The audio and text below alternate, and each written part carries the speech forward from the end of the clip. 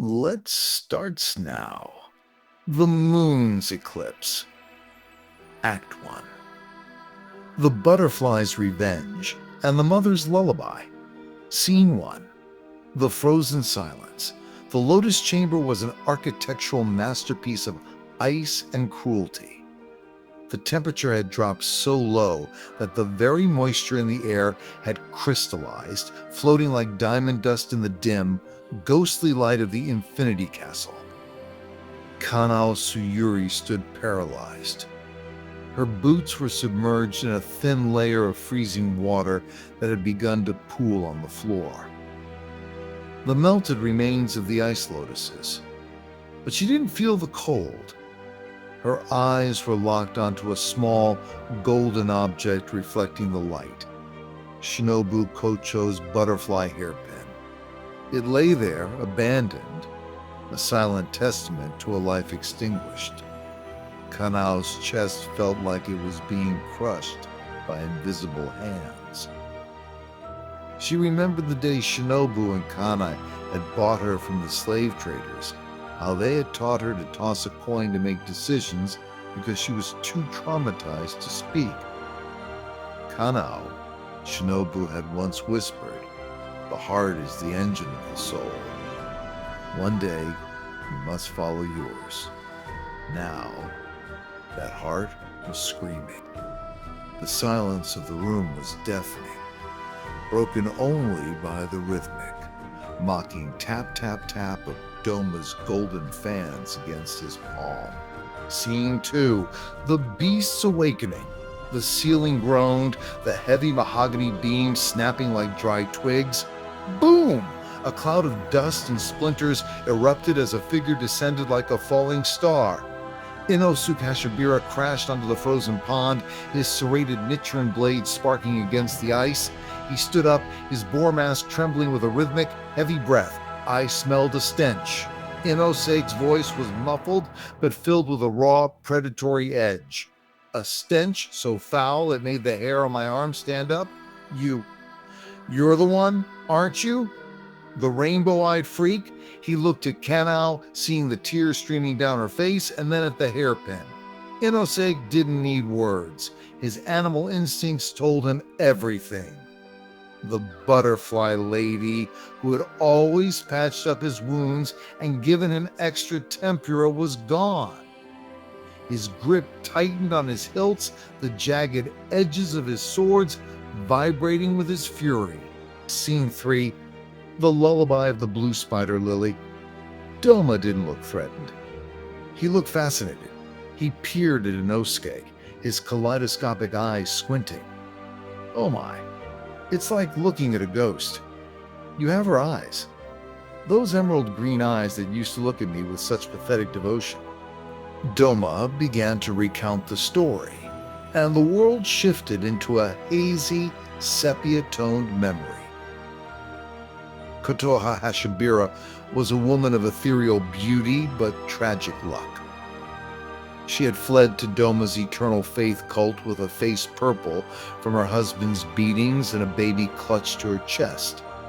Doma had taken her in, not out of kindness, but because her voice was like a soothing melody.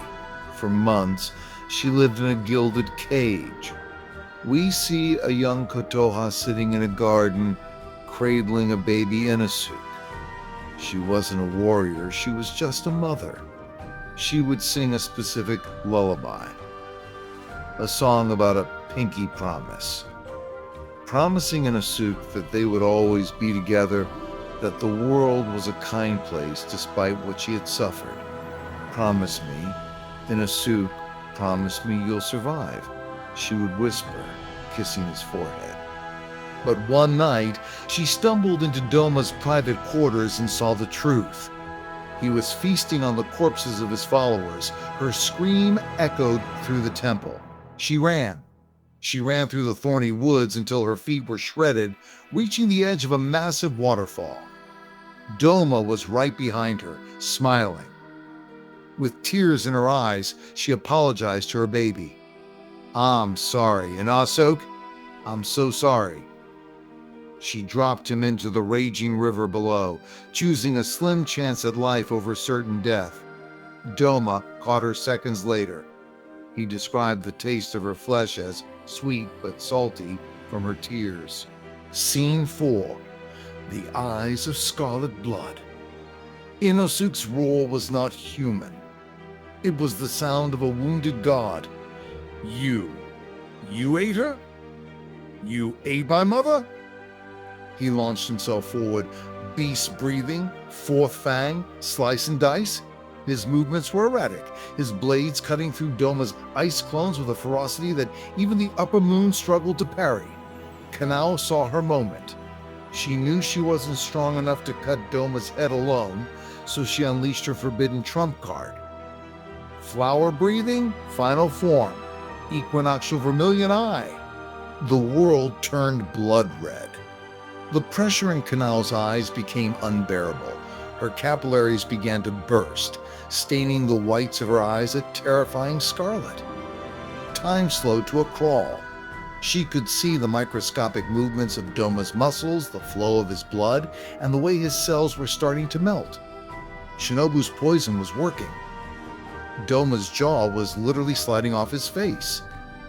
His skin was bubbling, turning into a gray, necrotic sludge. Shinobu-sama, I see it, Kanao screamed, her voice cracking.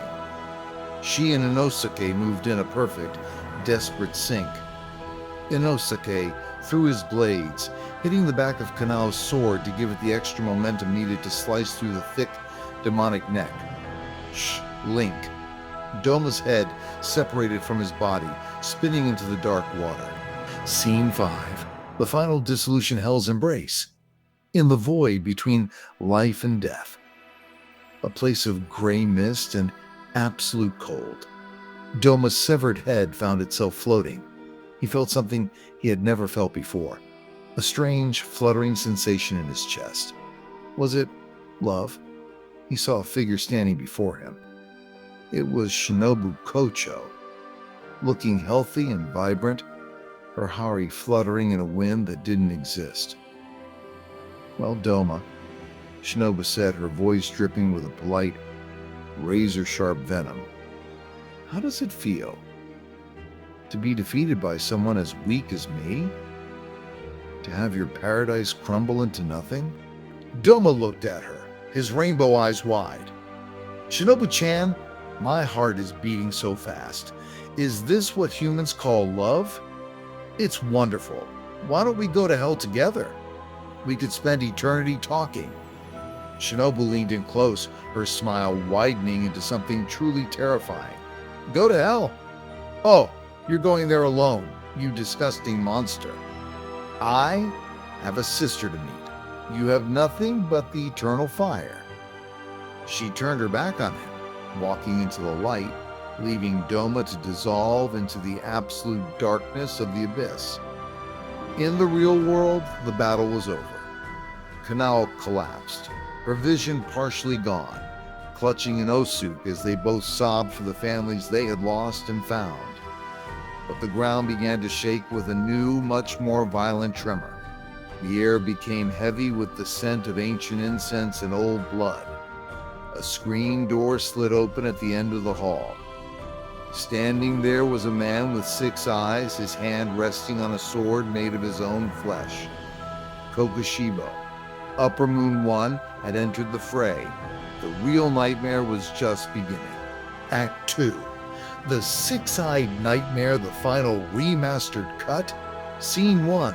The Hall of Infinite Silence. The Infinity Castle was a place of constant motion, but here, in the deepest chamber of the fortress, everything had come to a violent, unnatural standstill. Mukuro Takedo stepped into the Hall of Ancient Pillars. The ceiling was so high it felt like a night sky made of dark wood and blood-stained silk. Every step Mukuro took echoed like a heartbeat against the obsidian floor. But as he moved further, the silence didn't feel empty. It felt heavy. It was the kind of silence that precedes an earthquake.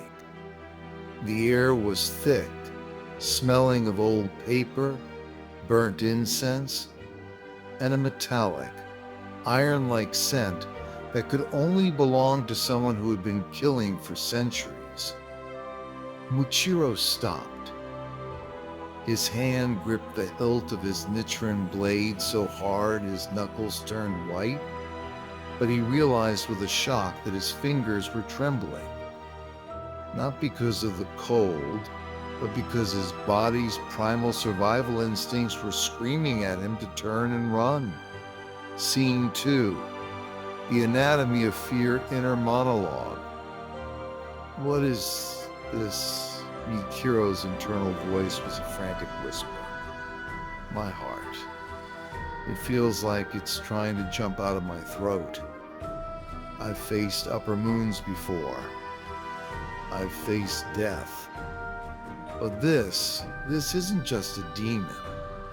This feels like the source of all darkness. Muichiro tried to use his mist breathing to calm his pulse, but his lungs felt constricted, as if the very oxygen in the room was being sucked into the lungs of the man standing at the end of the hall. Every nerve in his body was on fire. It was the sixth sense of a Hashira, and it was telling him that the gap between him and this opponent wasn't just a gap. It was an abyss. He felt like a mouse standing before a mountain of blades.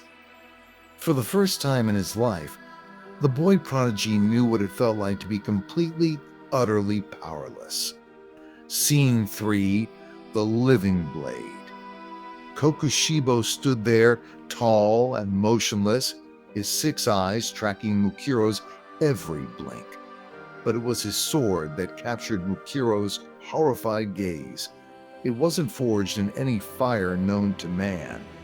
It was a long, curved katana made of twisted demonic flesh. The blade was a sickening shade of dark red and purple, with veins pulsating along its length as if it were breathing. But the most terrifying part? The blade was covered in yellow, blinking eyes. They weren't just decorations, they were living organs, shifting and twitching, scanning the environment with a life of their own. The hilt was wrapped in what looked like human skin, and the Tsuba guard was a jagged mess of bone and teeth. This wasn't a weapon, it was an extension of Kokushibo's own body. Every time the demon breathed, the eyes on the sword blinked in unison, as if the blade itself was hungry for the blood it was about to spill. Scene 4. The Descendant's Curse. You have improved, child of the mist. Kokushibo's voice was a low vibration that seemed to come from the floor beneath Muichiro's feet. Your technique is refined. Your spirit is sharp. But you are fighting a battle that was lost 500 years ago.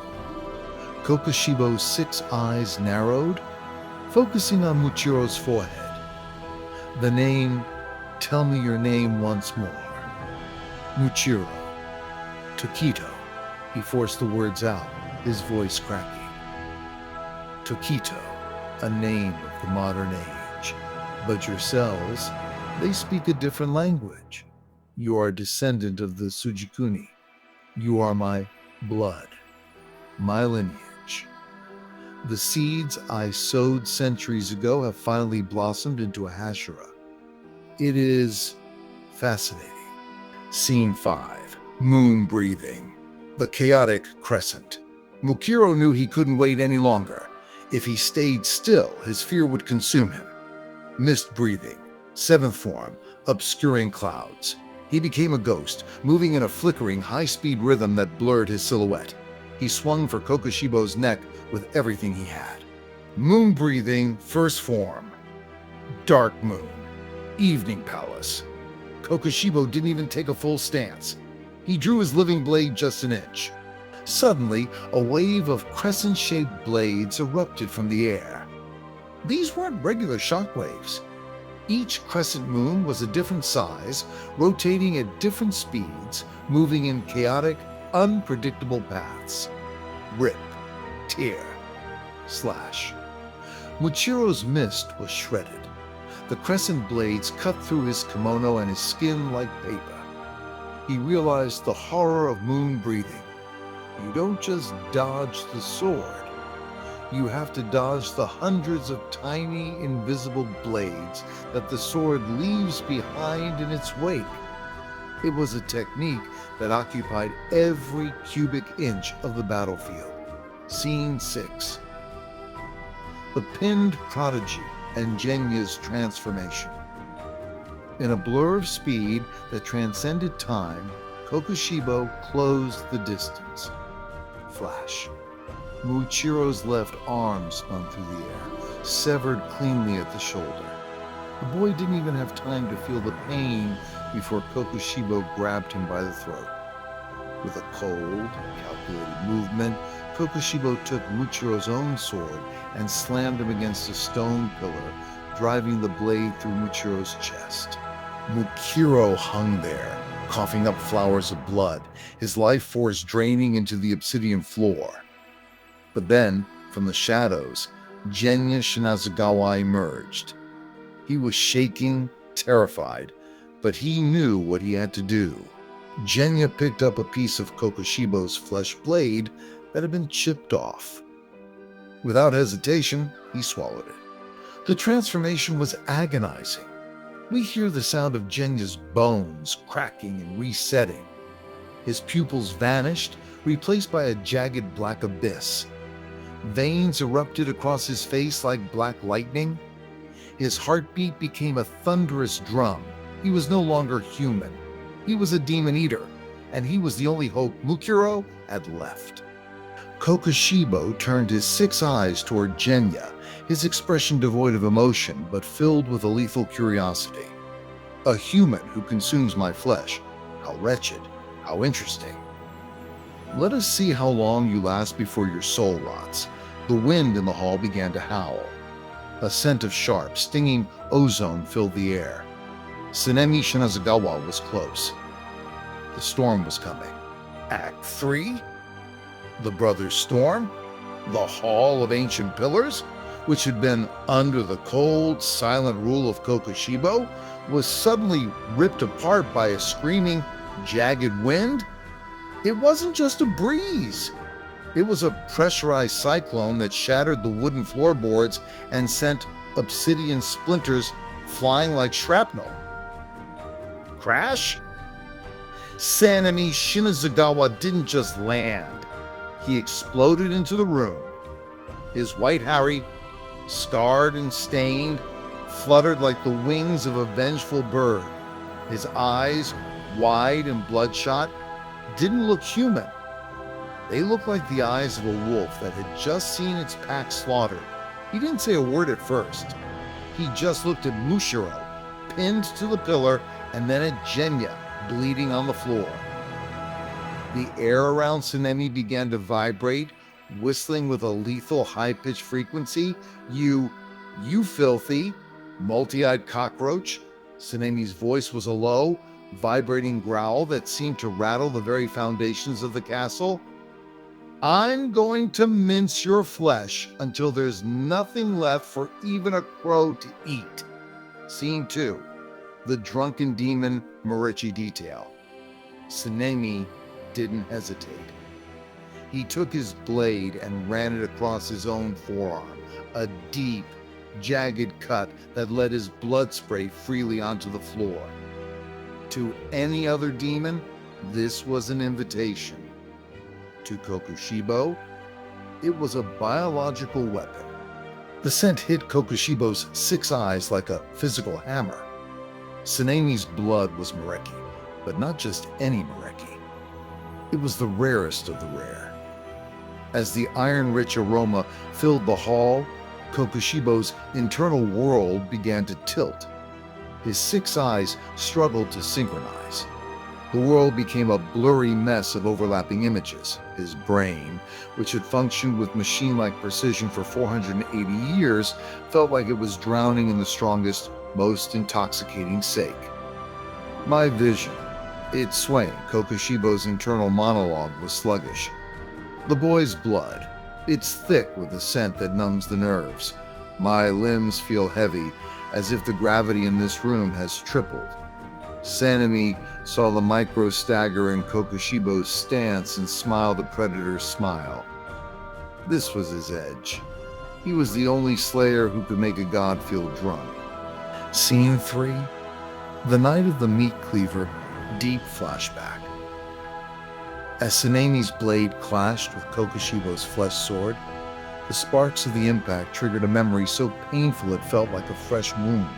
The screen fades into a snowy, dark night in a poor village. A young Sanemi is holding a meat cleaver, standing outside a window. Inside, the screams of his younger siblings, Shuya, Hiroshi, Koto, Tiko, and Sumi, fill the air. They were being torn apart by a shadow. Sanemi didn't think, he just acted. He tackled the shadow out of the house, rolling into the dirt and snow. He hacked and slashed at the monster in the dark, his hands numb from the cold and the blood. He felt the monster's claws digging into his face, creating the scars he would carry forever. He fought until the sun's first rays hit the horizon. As the light touched the monster, Sanemi froze. It was his mother. Her small, fragile body was covered in wounds he had inflicted. She looked at him with eyes that were finally human again. Eyes filled with a mother's love and a terrible, silent apology. Just as she began to turn to ash, Genya ran out, screaming, "Mama! Mama!" Genya looked at Sanemi, who was covered in their mother's blood, and screamed the word that would haunt Sanemi for the rest of his life. "Murderer. Why did you kill her?" Sanemi didn't explain. He couldn't. He let the world believe he was a monster so that Genya wouldn't have to bear the guilt of knowing their mother had become a demon. Scene 4. The broken promise, the screaming confession. "Why are you still here, you piece of shit?" Sanemi roared, his blade moving in a blur of wind breathing, first form, dust whirlwind kata. "I pushed you away. I treated you like garbage.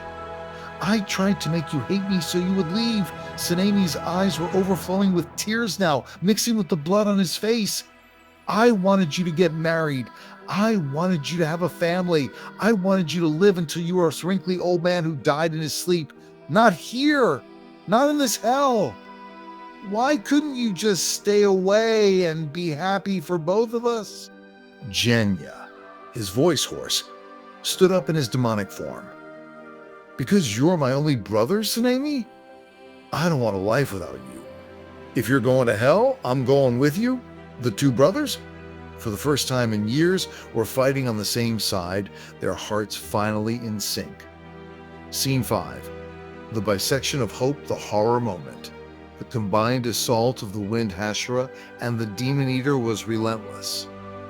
Sanemi's wind was creating openings, and Genya was firing his flesh shotgun, the bullets sprouting roots inside Kokushibo's body.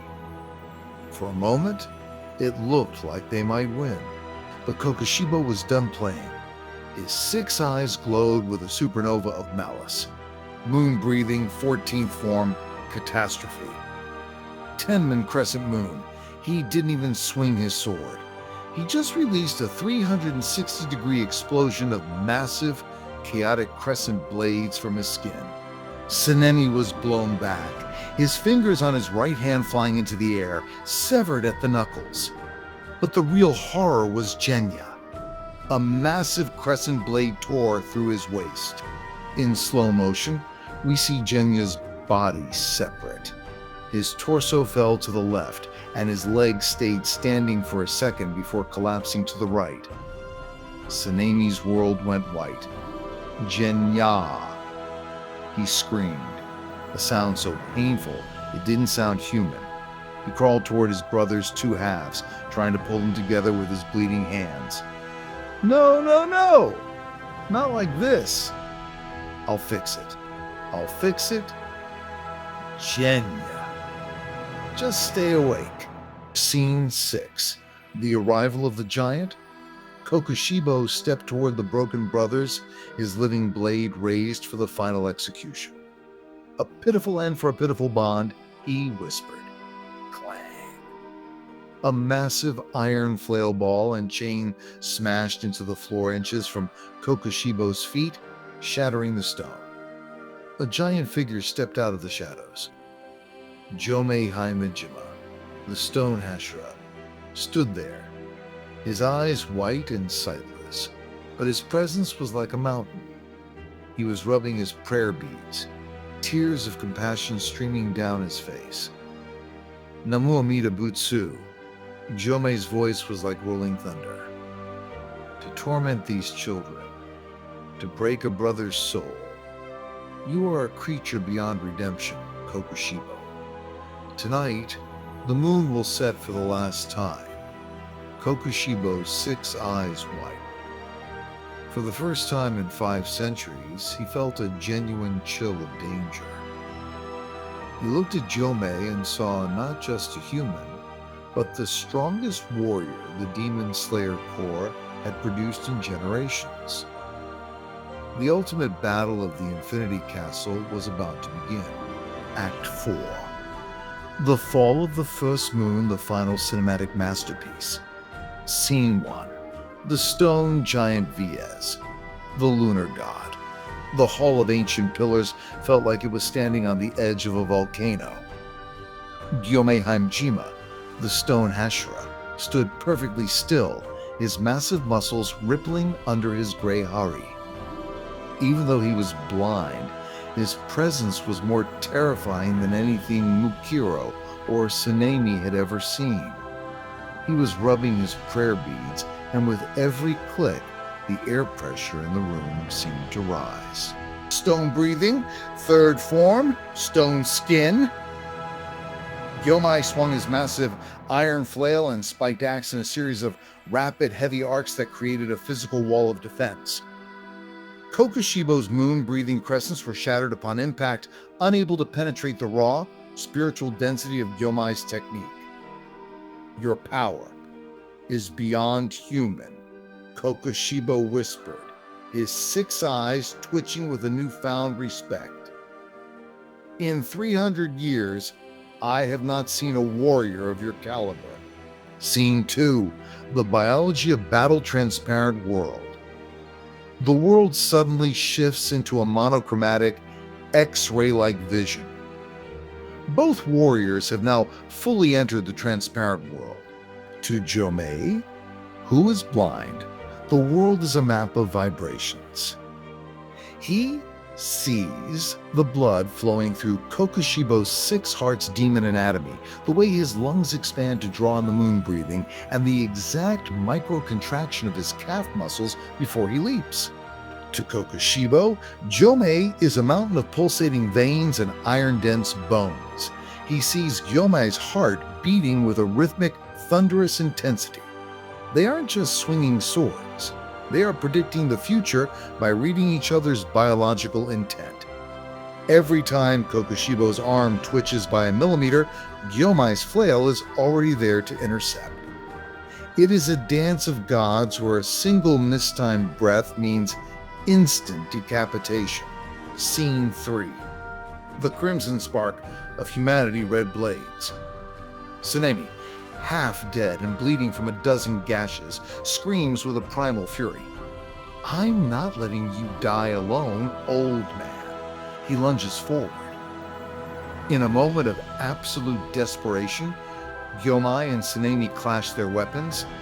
The iron flail hits the green Nichiren blade with the force of a tectonic shift. The friction, combined with their glowing slayer marks, creates a heat that defies physics. The iron ball and the sword turn bright, glowing crimson red. The temperature in the room skyrockets. As they strike Kokushibo, the red weapons don't just cut. they burn. Kokushibo's legendary regeneration, which could heal a lost limb in seconds, is paralyzed. The red heat cauterizes his cells, sending a shock of agony through his 500-year-old body. For the first time, the immortal feels the cold touch of the grave. Scene 4. The Flute of 500 Years Deep flashback. As Gyomai's axe finally tears through Kokushibo's neck, the demon's mind collapses into the past. We see the Sengoku era, a field of tall grass under a blood-red moon. Mishikatsu Kokushibo spent his whole life trying to be like his brother Yoriichi, but Yoriichi was born with everything. The mark, the transparent world, and the sun breathing. Mishikatsu's jealousy was a black hole that swallowed his humanity. He left his wife and children to become a demon, hoping that an eternity of training would let him surpass his brother. 60 years later, an 80-year-old Yoriichi appeared before him. Mishikatsu laughed, thinking his brother was a weak old man. But Yoriichi moved with a speed that transcended time, nearly killing Kokushibo in one strike. However, Yoriichi died standing up, a victim of old age, before the second strike could land. Kokushibo, in a fit of cowardly rage, sliced his brother's corpse in half. But from Yoriichi's kimono, a small, worn-out wooden flute fell out. It was the flute Mishikatsu had made for him when they were children. Yoriichi had cherished it for 6 decades. Kokushibo's 6 eyes began to overflow with tears. He realized that while he had spent 500 years hating Yoriichi, Yoriichi had spent his whole life loving his brother. He crumbled into ash, whispering, "Yoriichi, I just wanted to be you. I just wanted to see the world through your eyes." Scene 5. The ash of sacrifice. The battle was won, but the cost was unbearable. Mukuro Takedo lay in 2 halves. His eyes, once blank and cold, were now filled with a peaceful light. He had sacrificed his young life so the world could be free of the first moon. Genya Shinazugawa was disappearing. His demonic body was turning into gray ash. Tsunemi knelt over him, his hands shaking as he tried to scoop up the crumbling remains of his brother. "No, Genya, don't go. I'll do anything. I'll be a better brother. Just don't leave me alone." Genya reached out a fading hand, touching Tsunemi's cheek. "Thank you for being my brother. You are the kindest soul I ever knew." With a final breath, Genya dissolved into the wind. Tsunemi let out a scream of agony that echoed through the entire Infinity Castle. The sound of a man who had lost everything. Scene 6. Musen's Resurrection. The death of Upper Moon 1 caused the castle to convulse. Suddenly, at the center of the fortress, a massive cocoon of flesh exploded. Musen Kibutsuji stepped out. He looked different. His hair was white, his body covered in mouths and whipping, serrated tentacles. His eyes were cold, glowing with a divine malice. The upper moons were a disappointment. Musen's voice boomed through the castle. But the sun is about to rise. And before it does, I will personally paint this castle with your blood.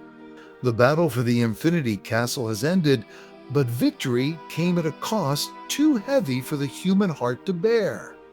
The fall of the first moon shattered the night, yet the darkness only deepened as a far greater terror awakened. As the survivors stand broken, bleeding, and grieving, a new storm rises. One that will decide the fate of humanity itself. With the final enemy stepping into the light of dawn, the war is far from over. Demon Slayer, The Infinity Castle. Movie 3, The Final Sunrise. Coming soon.